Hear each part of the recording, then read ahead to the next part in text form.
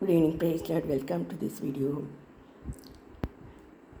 90s எங்கள் கல்லூரி புதிதாக தொடங்கி கவர்மெண்ட் சர்வீஸில் நாங்கள்லாம் சேர்ந்தோம். அப்புறம் நான் ஒரு வருஷம் கழித்து சேலத்துக்கு ட்ரான்ஸ்ஃபர் ஆனேன். அங்கே இங்கேருந்து லேப்க்கோ இதுக்கோ ஒரு செட்டு ஸ்டூடெண்ட்ஸு ப்ரொஃபஸர்ஸ்லாம் அங்கே வந்திருந்தாங்க. அதில் சிலர் வந்து என்னை பற்றி ஏதோ சொல்லியிருப்பாங்க போல இருக்கு. அதில் ஒருத்தர் வந்து என்கிட்ட சொன்னாங்க, இதுமாரி நம்ம ப்ரொஃபஸரும் அந்த வந்த ப்ரொஃபஸரும் ரொம்ப ஃப்ரெண்ட்ஸ் போல் இருக்குது. ஆனால் அவங்க பேசினதை வச்சு பார்க்கும்போது அவருக்கு உங்கள் மேலே நல்ல ஒப்பீனியன் இல்லை அப்படின்னு சொன்னார். இது நான் எங்கள் திருவண்ணாமலை முத்து விநாயகர் கோயில் தெரு இதை கேட்டலாம் பயப்படாது. ஏன்னா நாங்கள் சொல்கிறதே அதுதான், நீ என்ன வேணால் சொல்லிக்கோ, கால்மி 30 பேமி 40, அதுதான் நம்மளுடைய ஃபேமிலி மோட்டோ. அதுதான். அது போல் நீ என்ன வேணால் சொல்லிக்கோ, சொம்பு எடுத்து மாட்டிக்கோன்ட்டு நாங்கள் சொல்லிவிட்டு விட்ருவோம். ஏன்னா எங்கள் மேலே எந்த தப்பும் இருக்காது. பார்க்குறவங்க ஏதோ தப்பாக நினைக்கிறாங்க, அவ்வளோதான். ஆனால் நான் கொஞ்சம் திமிர் பிடிச்சவ தான். மற்றவங்க தப்பாக நினைக்கிற மாதிரி கூட நான் நடப்பேன்.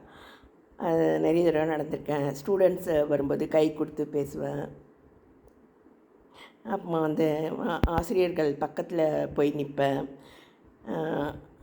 ஏன்னாக்கா கர்த்தர் என்னோட இருக்கார், கர்த்தர் அவங்களையும் தொடணும் அப்படின்ட்டு ப்ரேயர் பண்ணி நான் நிற்பேன். சில பேர் கூட வண்டியில் கூட போவேன், அதுவும் அதே ஜெபத்தோடு தான் நான் போவேன்.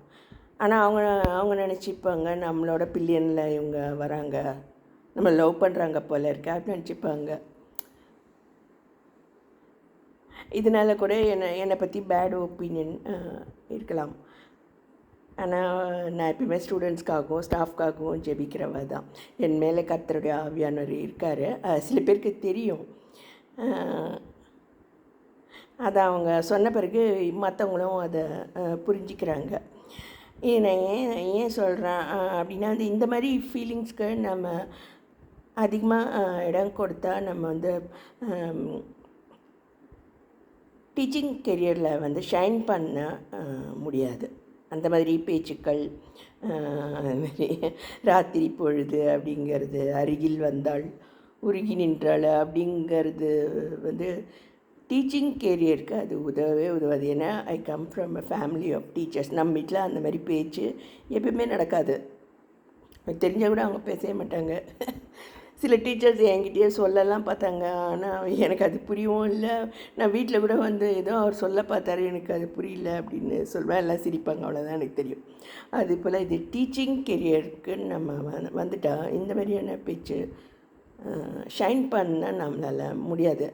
அதேமாரி நியூ அப்டேட்ஸுக்கு வந்து அது வழிவகுக்காது. ஏதோ ஒரு முட்டு சந்தில் நம்ம சிக்கும்படியாக அது ஆகிடும்.